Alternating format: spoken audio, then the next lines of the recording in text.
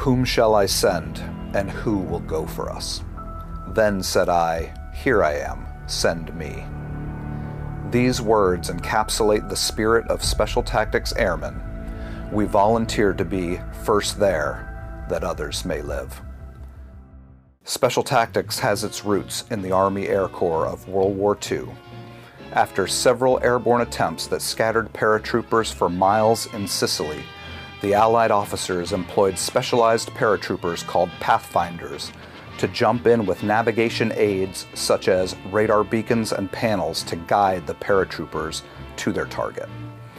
Pararescue similarly had its roots in World War II when 21 persons bailed out of a C-46 over an uncharted jungle near the China-Burma border. A flight surgeon and 2 medical corpsmen volunteered to parachute into the inaccessible and remote crash site and for a month cared for the injured personnel with the help of the natives. One grateful survivor wrote of his rescuers, "Gallant is a precious word. They deserve it."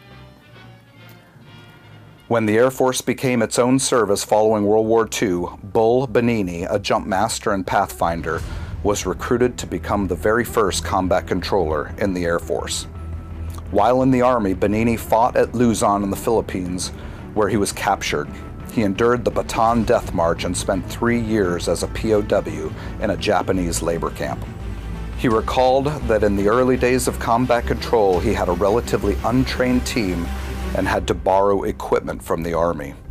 His leadership helped lay the foundation for future generations. During the Cold War, combat controllers and pararescuemen assigned to separate units and across various commands executed global access, precision strike, and personal recovery operations, most notably in Vietnam. In the late 70s, then Captain John Carney assembled a small ad hoc team of combat controllers known as Brand X, who worked side by side with the nation's elite counterterrorism units while conducting clandestine operations. After Operation Eagle Claw, the failed hostage rescue attempt in the heart of Iran, Special Tactics regrouped for future operations along with the rest of the fledgling Special Operations community. Since then, Special Tactics forces have been involved in every major Special Operations mission.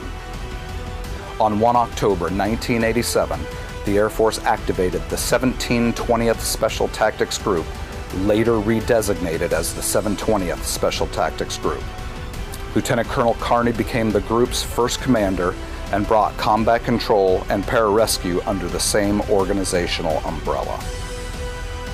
Eventually, Tactical Air Control Party and Special Reconnaissance were brought into the fold under one banner, galvanizing Air Force Special Operations Command's ground capability. Special Tactics was there in Panama for Operation Just Cause. We were there in Iraq for Desert Storm, and we were there in Somalia for Operation Restore Hope. As the force evolved in the late 80s and early 90s, the need for specialized combat mission support became apparent. Today, we have a multitude of specialties that provide a spectrum of combat mission capability. AFE, combat arms, intelligence, radio, vehicle maintenance, dive, IDMT, doctors, chaplains, strength coaches, and many others that are integral to mission accomplishment. These teammates enabled a maturation of the community's operational capability just as Special Operations became the leaders of the nation's fight against violent extremist organizations in the wake of 9/11. Throughout 2 decades of operations in Afghanistan and Iraq, Special Tactics executed the full spectrum of its access, strike, and recovery missions. We were among the first forces in country for both conflicts, effecting joint forcible entry and opening vital airheads such as Rhino, Kandahar, and Baghdad International. From Special Tactics operators' decisive integration of precision fires as part of a joint advise-assist mission supporting the Northern Alliance's eventual liberation of the entirety of the northern Afghanistan, to the integration of fires in ISR to facilitate the capture of Saddam Hussein and the recovery of Private Jessica Lynch in Iraq, to the multitude of personal recovery missions that saved the lives of hundreds of Allied personnel, highlighted by the gallant actions of ST personnel, including Master Sergeant John Chapman and Senior Airman Jason Cunningham during the Battle of Takagar. Special Tactics played a key role. Most recently, we were there as an integral part of the force that executed the joint tactical exfiltration from Bagram, Afghanistan in the spring of 2021, as well as later that year for the evacuation of 122,000 civilian and military personnel from Hamid Karzai International Airport. Special Tactics forces from the 2-4 SAL continued to play a critical role in the DoD's ability to respond to crisis, including numerous humanitarian assistance operations from across the globe, including responses to Hurricanes Katrina, Ivan, and Michael. Perhaps most notably, teams from 3 Special Tactics squadrons supported Operation Unified Response in 2010.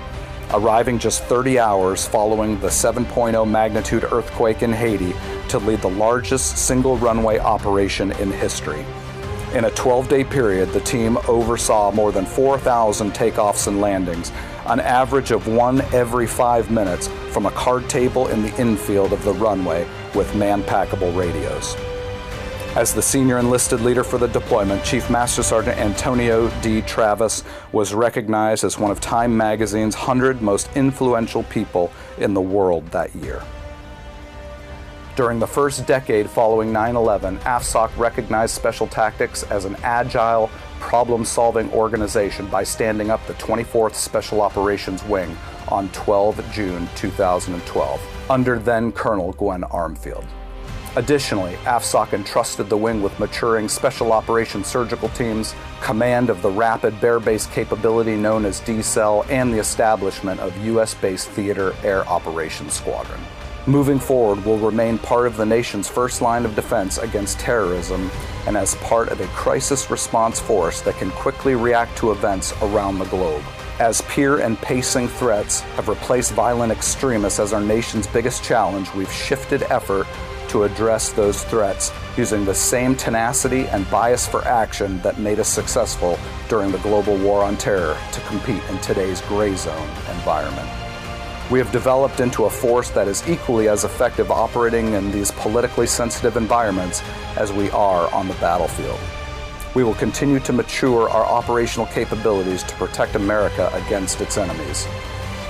As our new SOCOM commander says, we were made for this era. First there, that others may live.